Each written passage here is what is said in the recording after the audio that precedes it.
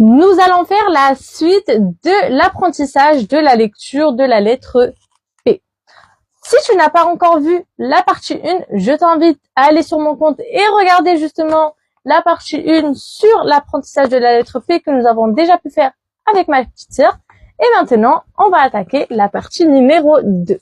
Salma a fait l'intro et moi je vais faire l'exercice numéro 1. Je dois lire les syllabes. Pa, pe, pi. Po, pu, pi. Pi, po, peu. Pu, pi, pa. Salma va vers le deuxième exercice. Leïla a commencé par le tout premier exercice et normalement, vous allez constater au fur et à mesure de cette vidéo que la majorité, même tous les exercices, se basent sur de la lecture. Et c'est super important d'apprendre à lire, c'est pour ça qu'on a fait 2 parties pour se concentrer sur la lecture. Je commence.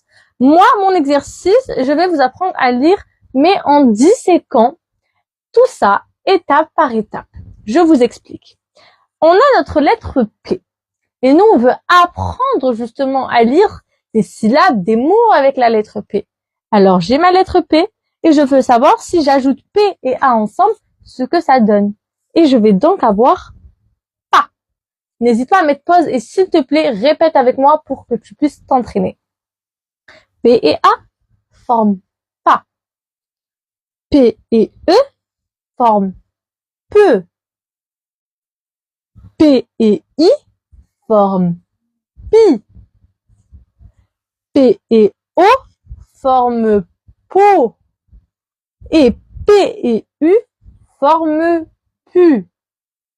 On va à chaque fois prendre notre lettre P et l'assembler avec le son de notre lettre avec laquelle on va la coller. Je vais faire l'exercice numéro 4 où je dois lire les mots. N'hésitez pas à lire en même temps que moi.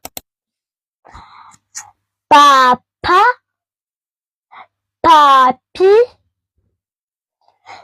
pipe,